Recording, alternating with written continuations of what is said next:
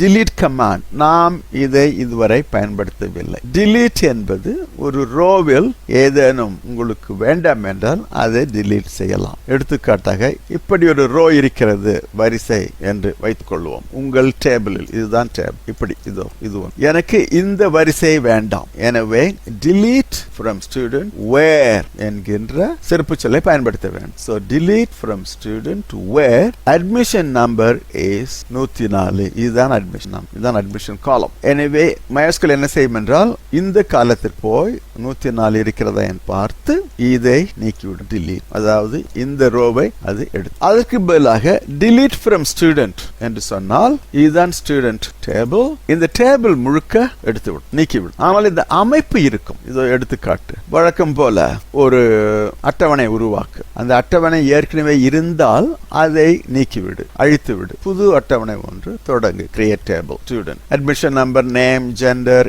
Age, place, இவையெல்லாம் நெடுவரிசை, அதாவது காலங்களின் பெயர்கள், காலம் நேம்ஸ், இவையெல்லாம் அங்கே இருக்கின்ற கன்ஸ்ட்ரெயின்ட்ஸ், கட்டுப்பாடுகள். டிஃபால்ட் குறிப்பிட்டு இருக்கிறோம், M18 ஏற்கனவே நாம் பார்த்தது. இதுதான் நான் முன்பு சொன்னது. இங்கே அட்மிஷன் நம்பர், நேம், பிளேஸ் என்கின்ற 3 காலங்களிலும் இது 3 தரவுகள் கொடுத்திருக்கிறோம். 103 ஆயுஷ் டெல்லி, மற்ற 2க்கும் டிஃபால்ட் வந்திருக்கின்றன. ஏற்கனவே சொன்னது போல இது M18, இது default is M here, default சரி. அடுத்து 104 அபிநாத் சென்னை, 4 அபிநந்த் சென்னை, இங்கே டிஃபால்ட் M8 சரி. அதற்கு அடுத்து என்ன, இங்கே பார்த்தீர்களானால் இன்சர்ட், இங்கே நான் எல்லா காலங்களிலும் தரவு போடுகிறேன். அதே போல வின்னு 1 2 3 4 5 கொடுத்திருக்கிறேன். so this also okay.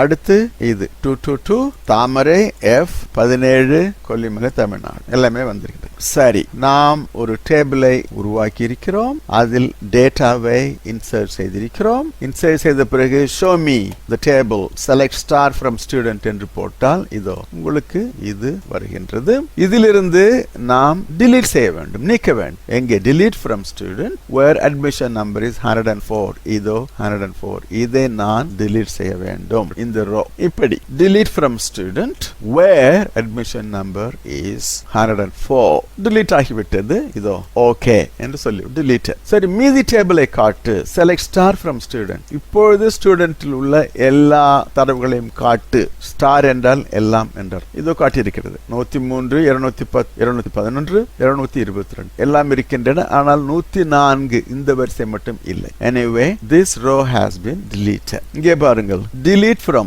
student, அது இங்கே எழுதியிருக்கிறேன். delete from student where admission number lies between 210 and 222. அதாவது admission number 210 இலிருந்து 222க்குள் 210 is less than or equal to admission number and admission number is less than or equal to 222. சரி, அப்படிப்பட்ட row எங்கே இருக்கின்றது? admission number 210 இலிருந்து 222க்குள் இருக்கும். இதோ 210 211 220 இந்த 3 ரோ. அது மட்டுமல்ல, and வயது 13 இலிருந்து 17க்குள் இருக்க வேண்டும். வயது என்ன? இதோ 13 17 இது ரெண்டும். இங்கே 3 ரோ.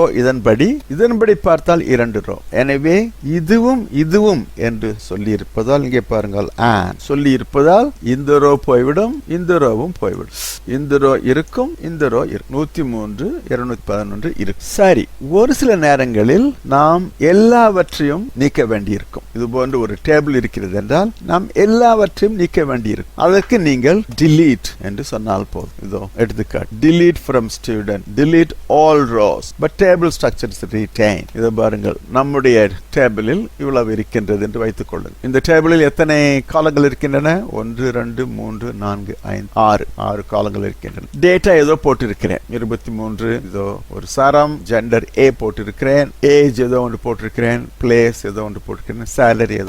delete from student, இதுதான் டேபிள் பெயர். சொன்னால் எல்லாமே போய்விடும். இங்கே ஒன்று இருக்கின்றது, ஒன்று போய்விடும். இங்கே 10 ரோ இருந்தாலும் 10 போய்விடும். போன பிறகு அந்த ஸ்டூடெண்ட் டேபிளில் என்ன இருக்கின்றது என்று கேட்டால் ஒன்றும் இல்லை என்று சொல்லும். empty set என்றால் ஒன்றும் இல்லை. ஆனால் டேபிள் இருக்கிறதா? டேபிள் இருக்கிறது. இதோ பாருங்க, ஸ்டூடெண்ட் டேபிள் இருக்கிறது. ஷோ டேபிள்ஸ் என்று போட்டிருக்கிறேன். இதோ டேபிள் இருக்கிறது. அதன் கூட இன்னொரு டேபிள் T என்கிற டேபிள் இருக்கிறது, tab 1 என்கிற டேபிள் இருக்கிறது. அவையெல்லாம் நம்முடைய டேபிள் அல்ல. இதுதான் பண்ண முடியாது. எனவே நீங்கள் delete என்று சொல்லும்போது அதில் உள்ள தரவுகள் மட்டும் போயிருக்கும், எடுக்கப்பட்டிருக்கும். டேபிள் அப்படியே இருக்கும். எனவே டேபிள் still exists. சரி, delete table என்று சொன்னால் என்னவென்று இப்பொழுது புரிந்திருக்கும். உங்களுக்கு இதுவும் வேண்டாம் என்று சொன்னால் drop table என்று சொல்ல வேண்டும். So drop table studentனால் உங்களுக்கு இதுவும் இருக்காது, எதுவுமே இருக்காது. டேட்டாவும் போய்விடும், அந்த ஸ்ட்ரக்சரும் அமைப்பும் போய்விடும். இப்பொழுது டேபிள்களை காட்டு என்று சொன்னால் ஏற்கனவே இருந்த T-tab1 அவை 2 மட்டும் இருக்கின்றன,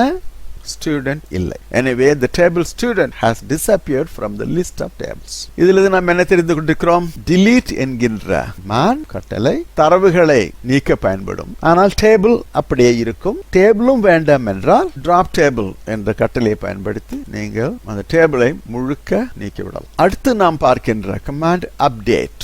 மிக இன்றியமையாத கமாண்ட் update. வழக்கம் போல எடுத்துக்காட்டு இது பாருங்கள். update student இப்படி இருக்க வேண்டும். இதோ இங்கே போட்டுக்கிட்டு பாருங்கள். update student set age 20 where place is Bangalore. இங்கிருந்து தொடங்குவோம். student என்கிற டேபிள் ஏற்கனவே இருந்தால் அதை எடுத்துவிடு. create a new table called student. admission number, name, gender, age, place. இது primary key, இது not null. வேற ஒரு constraint கிடையாது. சரி, ஒரு டேபிளை நாம் உருவாக்கி இருக்கோம். அந்த அட்டவணை அமைப்பை காட்டு. இதோ காட்டியிருக்கேன். பலமுறை சொல்லியாக்கி விட்டது. இதையும் போட்டு குழப்பிக் கொள்ளக்கூடாது. இது அமைப்பு ஸ்ட்ரக்சர். இங்கே என்ன கொடுத்தேனோ அது இங்கே இருக்கிறது, அவ்வளவுதான். டிஃபால்ட்டை பார்த்துக் கொள்ளுங்கள். நான் டிஃபால்ட் எங்கேயுமே கொடுக்கவில்லை. எனவே MySQL null என்று போட்டுக்கொண்டேன். ஆனால் நான் constraint கொடுத்திருக்கிறேன். name should not be null. admission number நான் no என்று போடவில்லை, அதுவாகவே போட்டுவிட்டது. ஏன்? நான் primary key என்று சொன்னதால் primary key cannot be null. எனவே MySQL no என்று அதுவே போட்டுக்கொண்டு. சரி, இதெல்லாம் ஏற்கனவே பார்த்தாய். சரி, இப்படியாக ஒரு அட்டவணையை நாம் தயார் செய்த பிறகு let us insert. இதோ insert செய்திருக்கிறேன். இந்த insert பார்த்தீர்களானால் நான் பல ரோ ஒரே வழியாக insert செய்திருக்கிறேன். admission number, name, gender, age, place 1 2 3 4 5. இதோ 1 2 4 5. இந்த 5லும் இதோ 5 டேட்டா, 5 ரோஸ் கொடுக்கிறேன். தரவு இது கூட கொடுக்க தேவையில்லை. admission number, name, gender, age, place என்று சொல்ல தேவை இருந்தாலும் நான் சொல்லி இருக்கிறேன். சரி, இது ஓகே என்று சொல்கின்றது. அதாவது 4 வரிசைகள் செருகப்பட்டுள்ளன. சரி, அடுத்து என்ன செய்கிறோம்? அப்டேட். பிளேஸ் பெங்களூராக இருந்தால் வயதை மாற்று. வயது என்ன? பெங்களூரில் வயது 18 என்று இருக்கின்றது. அதை 20ஆக மாற்று. இதோ மாற்றியாகி. இந்த 18 எங்கிருந்து வந்தது? இந்த 18 நாம் போட்டது. அது தப்பாக போட்டு இருக்கிறோம். அதை இப்பொழுது சரியாக மாற்றியாகி விட்டது. இதற்குத்தான் அப்டேட் என்று பெயர். அதாவது ஏற்கனவே நீங்கள் தரவுகள் வைத்திருக்கின்றீர்கள், அதை அங்குமிங்குமாக மாற்றுவது. இவ்வாறு 18 மாற்றலாம், 17 மாற்றலாம், இங்கே இந்த M என்பதை மாற்றலாம், பெயரை மாற்றலாம், எது வேண்டுமானாலும் மாற்றிக்கொள்ளலாம். இதோ பாருங்கள், இதுதான் டேட்டா. இதை எடுத்து இதோ மாற்றி இருக்கிறோம் பாருங்கள். அப்டேட் என்ன? வயதை 18 என்று போட வேண்டும், இடத்தை சென்னை என்று போட வேண்டும். எங்கே? 102வது அட்மிஷன் நம்பருக்கு போய் இதோ இந்த ரோவுக்கு போய் பிளேஸை சென்னை என்று போட வேண்டும், வயதை 18 என்று போட வேண்டும். எனவே இதோ 102 இங்கே போய் 18 என்று போட்டாகிவிட்டது. இது சென்னை என்று போட்டாகிவிட்டது. திருப்பி அப்டேட் செய்வோம். எங்கே? 103க்கு இதோ வேர் அட்மிஷன் நம்பர் இஸ் இங்கே சென்று பெயரை மாற்ற வேண்டும், இதை மாற்ற வேண்டும், பிளேஸை மாற்ற வேண்டும், ஜெண்டரை மாற்ற வேண்டும். மீதி எதையும் மாற்றக்கூடாது. எனவே இந்த மூன்றும் அப்படியே இருக்கின்றன. இந்த 103க்கு சென்று பெயர் என்ன அரசியாக மாற்றியாகிவிட்டது, பிளேஸ் அல்லி நகரமாக மாற்றியாகிவிட்டது, ஜெண்டர் F என்று போட்டாகிவிட்டது, வயது அப்படியே இருக்கின்றது. சரி, இதை எடுத்துக்கொண்டு we further update. எங்கே சென்று ஆதர்ஷ் இதோ இருக்கிறது இல்லையா, ஆதர்ஷ் இதோ இந்த ரோவுக்கு சென்று பெயரை மாற்று, இந்த பெயரை மாற்று, அஞ்சான் என்று போடு. 101ல் ஆதர்ஷை எடுத்துவிட்டு அஞ்சான் என்று போடு. இதை போட்டு மற்றவற்றை ஒன்றும் செய்யாதே. எனவே M18 டெல்லி என்பவை அப்படியே இருக்கின்றன, மற்ற வரிசைகளும் அப்படி இருக்கின்றன. எனவே இந்த எடுத்துக்காட்டுகளிலிருந்து உங்களுக்கு எவ்வாறு ஒரு டேபிளை உருவாக்குவது, அதில் இன்சர்ட் கமாண்டுகளை பயன்படுத்தி தரவுகளை செருகுவது, அதில் ஏதேனும் தவறுகள் இருந்தால் அப்டேட் கட்டளையை பயன்படுத்தி எவ்வாறு அந்த தரவுகளை மாற்றுவது, அதற்கு நீங்கள் வேர் என்கின்ற சிறப்பு சொல்லை பயன்படுத்த வேண்டும் என்றும் நாம் தெரிந்து கொண்டு இருக்கின்றோம். ஒரு அட்டவணையின் அமைப்பை, அதாவது ஸ்ட்ரக்சர் என்பதனை எவ்வாறு மாற்றுவது என்று நாம் பார்ப்போம். அதற்கு ஆல்டர் என்கின்ற கட்டளையை பயன்படுத்துவோம். இது ஆல்டர் டேபிள் ஆட் என்று சொன்னால் ஒரு புதிய காலத்தை, அதாவது நெடுவரிசையை நாம் இணைக்கலாம். எடுத்துக்காட்டாக இதோ ஸ்டூடெண்ட் என்கின்ற ஒரு அட்டவணை இருக்கிறது. இதை இவ்வாறு மாற்ற வேண்டும். இதற்கும் என்ன வித்தியாசம்? அட்ரஸ் என்கின்ற ஒரு புது காலத்தை நாம் இங்கே இணைத்திருக்கிறோம். இதோ கமாண்ட் ஸ்டூடெண்ட் என்பது இப்படி இருக்கின்றது. Admission number, name, gender, age, place. இதனுடைய ஸ்ட்ரக்சர் இப்படி இருக்கின்றது. Admission number, name, gender, age, place. இப்பொழுது ஆல்டர் என்கின்ற கட்டளையை வைத்து ஆட்னால் நமக்கு இந்த காலத்தை அது சேர்க்கும். இதோ பாருங்கள், இதுதான் நமக்கு கிடைத்திருக்கின்ற அட்டவணை. இதோ பழைய ஸ்டூடெண்ட், இது புது ஸ்டூடெண்ட் அட்டவணை. இதில் அட்ரஸ் என்கின்ற ஒரு புது ஃபீல்ட், அதாவது புது காலம் தோன்றியிருக்கின்றது. அது கேரக்டர் 1 என்கின்ற டைப்பை பெற்றிருக்கின்றது. வழக்கம் போல டிஃபால்ட் நல். இது நல்ல ஏற்குமா ஏற்காதா? எஸ் என்று போட்டிருக்கின்றது. எனவே இதற்கும் என்ன வித்தியாசம் என்றால், பழைய ஸ்டூடெண்ட் தான் கூட அட்ரஸ் இருக்கும். இவ்வாறு நீங்கள் இருக்கின்ற ஒரு அட்டவணையில் வேறு காலங்கள் நீங்கள் சேர்க்க விரும்பினால் ஆல்டர் டேபிள் ஆட் என்று நீங்கள் சொல்லலாம். இது ஆல்டர் மாடிஃபை என்றால் இருக்கின்ற அட்டவணையை அது மாற்றும். இதை ஒரு எடுத்துக்காட்டாக, இது நாம் புதிதாக உருவாக்கிய ஸ்டூடெண்ட். இந்த அட்ரஸில் நமக்கு கொஞ்சம் மாற்றம் வேண்டும் என்று வைத்துக்கொள்வோம். எடுத்துக்காட்டாக சார் 1 என்பதை நாம் மாற்ற வேண்டும். அதை சார் 25 என்று மாற்ற வேண்டும். அதுக்கு நான் என்ன செய்ய வேண்டும்? Alter table student modify address. ஏற்கனவே அட்ரஸ் இருக்கிறது இல்லையா? இதோ அட்ரஸ் இருக்கிறது. அந்த அட்ரஸை எடுத்து சார் 1 என்பது சார் 25 என்று மாற்ற வேண்டும். இதோ மாற்றி இருக்கிறது பாருங்க. எனவே ஆல்டர் மாடிஃபை, இதோ ஆல்டர் டேபிள் ஸ்டூடெண்ட் மாடிஃபை என்று சொன்னால் பழைய காலத்தை அது மாற்றி அமைக்கும். அதுபோலவே ஆல்டர் டேபிள் சேஞ்ச் என்றால் ஒரு பழைய காலத்தை அது வேறொரு காலமாக பெயர் மாற்றி நமக்கு கொடுக்கும். இதோ அட்ரஸ் என்பது சிட்டி என்று ஆகிவிடும். இதோ இதுதான் அட்ரஸ் சார் 25, அதை சிட்டி சார் 20 என்று மாற்றி இருக்கிறோம் பாருங்க. சரி, இந்த ஸ்டூடெண்ட் டேபிளில் சிட்டியில் என்ன இருக்கும்? இங்கே பார்த்தீர்களானால் சிட்டியில் ஒன்றுமில்லை, நல் தான் இருக்கும். ஏனென்றால் நாம் ஒன்றும் இன்னும் போடவில்லை. இவையெல்லாம் ஏற்கனவே இருந்தவை, இவை அப்படியே வருகின்றன. ஆனால் சிட்டி சார் 20 என்று நாம் புதிதாக போட்டிருக்கிறோம். அங்கே எந்த மதிப்பும் கொடுக்கவில்லை. எனவே அது டிஃபால்ட் நல் நமக்கு வரும். எனவே ஆல்டர் கட்டளை வைத்துக்கொண்டு நாம் மாடிஃபை, இதோ சேஞ்ச் என்று இரண்டுமே செய்யலாம். இன்னொரு எடுத்துக்காட்டு கொடுப்போம். இந்த எடுத்துக்காட்டை பாருங்கள். நான் ஒரு டேபிளை உருவாக்கி இதோ டிஸ்கிரைப் த டேபிள் T1 என்று போட்டிருக்கிறேன். அது இவ்வாறு இருக்கின்றது.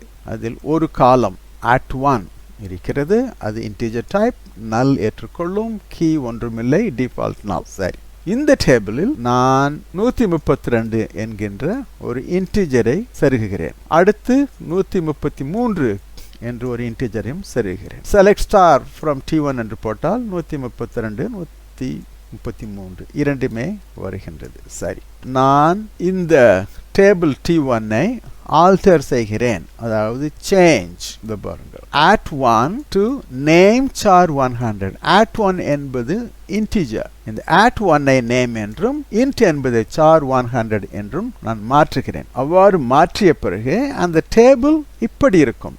at1 இன்ட்டுக்கு பதிலாக நேம் சார் 100 என்று வரும். கவனிக்கவும். அதிலிருந்து 132 133 என்னவாயிற்று?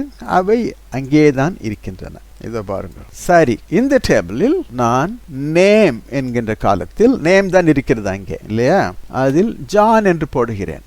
இதோ ஜான் என்று வந்திருக்கின்றது. ஏற்கனவே 132 133, இப்பொழுது ஜான் ஒரு ஸ்ட்ரிங் போட்டுவிட்டு T1 இல் என்ன இருக்கிறது என்று கேட்டால் இதோ 132 133 ஜான் என்று இருக்கிறது. இதில் என்ன பிரச்சனை என்றால் 132 என்பது இன்டிஜர், 133 என்பது இன்டிஜர், ஜான் என்பது ஒரு சரம். இதோ அடுத்து நான் என்ன சேர்க்கிறேன் பாருங்கள். T1 இல் நான் 45 என்று போடுகிறேன். இதோ 45 வந்திருக்கு. எனவே நீங்கள் இந்த டைப்பை மாற்றும் பொழுது உங்களுக்கு எண்களும் சரங்களும் மாறி மாறி வர வாய்ப்புண்டு. இந்த குழப்பத்தை நீங்கள் தெளிவாக புரிந்து கொள்ள வேண்டும். எனவே நீங்கள் டைப்பை மாற்றும் பொழுது இது போன்ற குழப்பங்கள் வரலாம் என்று நீங்கள் தெரிந்து கொள்வது நல்லது. இது அடுத்த பக்கத்திற்கு போவோம். இங்கே ஆல்டரை பயன்படுத்தி எவ்வாறு ஒரு காலம், அதாவது நெடுவரிசையை நீக்குவது, டிராப் என்று பார்ப்போம். எடுத்துக்காட்டாக ஆல்டர் டேபிள் ஸ்டூடெண்ட் டிராப் காலம் சிட்டி என்றால் அந்த சிட்டி என்கின்ற காலம் உங்களுக்கு நீக்கப்பட்டுவிடும். இதை எடுத்துக்காட்டாக இங்கே பாருங்கள். ஸ்டூடெண்ட் இவ்வாறு இருக்கிறது. 1 2 3 4 5 6 காலங்கள், 6 நெடுவரிசைகள். அந்த ஸ்டூடெண்ட் என்கின்ற அட்டவணையின் அமைப்பை பார்த்தால் இவ்வாறு இருக்கின்றது. 1 2 3 4 5 6. இதில் நான் சிட்டி என்பதை டிராப் செய்கிறேன், அதாவது நீக்குகிறேன். இதோ இருக்கிறது சிட்டி. அதை நான் நீக்கிவிட்டால் அந்த ஸ்டூடெண்ட் என்கின்ற அட்டவணை இவ்வாறு ஆகிவிடுகின்றது. அதில் உள்ள தரவுகள் என்ன ஆகின்றன? ஏற்கனவே சிட்டி என்கின்ற அந்த காலத்தில் நல் என்கின்ற தரவுகள் இருக்கின்றன. இப்பொழுது அந்த சிட்டியை நாம் எடுத்து விட்டதால் இங்கே நல் வரவில்லை. இங்கே வந்திருக்க வேண்டும் நல், அது வரவில்லை. இது எடுக்கப்பட்டு விட்டது. எனவே நீங்கள் ஒரு காலத்தை டிராப் செய்யும் பொழுது உங்களுக்கு அங்கிருக்கின்ற தரவுகள் காணாமல் போய்விடும் என்று நீங்கள் நினைவில் வைத்துக் கொள்ள வேண்டும். இதிலிருந்து நாம் என்ன கற்றுக்கொண்டிருக்கிறோம்? ஆல்டர் என்பது இந்த அட்டவணையின் அமைப்பையே மாற்றுகின்றது. தரவுகளை மட்டுமல்ல, இது அமைப்பையே மாற்றுகின்றது. ஒரு காலத்தை எடுக்கலாம், அல்லது இந்த காலத்தினுடைய டைப்பை மாற்றலாம், பெயரை மாற்றலாம், காலத்தை நீங்கள் செருகலாம். ஓகே, இவ்வாறு இது அமைப்பையே மாற்றுவதால் அதில் இருக்கிற தரவுகளும் வேறு வகையாக உங்களுக்கு தென்படும். எனவே நீங்கள் ஆல்டரை பயன்படுத்தும் பொழுது மிக கவனமாக இருக்க வேண்டும் என்று நாம் தெரிந்து கொள்கின்றோம். இந்த பக்கத்தில் ட்ரங்கேட் என்கின்ற ஒரு இன்றியமையாத கட்டளையை பற்றி நாம் பார்க்க போகிறோம். இதை நாம் எப்பொழுது பயன்படுத்துவோம் என்றால், ஒரு டேபிளில் இது போன்ற ஒரு டேபிளில் உள்ள எல்லா தரவுகளையும் எடுத்துவிட்டு அது பயன்படுத்திய மெமரி அதையும் ரிலீஸ் செய்ய வேண்டும். அதற்காக நாம் ட்ரங்கேட்டை பயன்படுத்துவோம். அதை எவ்வாறு செய்வது என்று பார்ப்போம். வழக்கம் போல drop table if exist, student என்கின்ற ஒரு அட்டவணையை உருவாக்கு. இதோ உருவாக்கி இருக்கிறோம். அந்த அட்டவணையை காட்டு, அதனுடைய அமைப்பை காட்டு. இதோ காட்டியிருக்கின்றது. அதில் முத்து கனி என்கின்ற 2 மாணவர்களின் தரவுகளை உள்ளே சேமித்து வை. இதோ சேமித்து வைத்தாகிவிட்டது. செலக்ட் ஸ்டார் என்று சொன்னால் அது நமக்கு காட்டும். சரி, இவ்வளவு நடந்திருக்கிறது.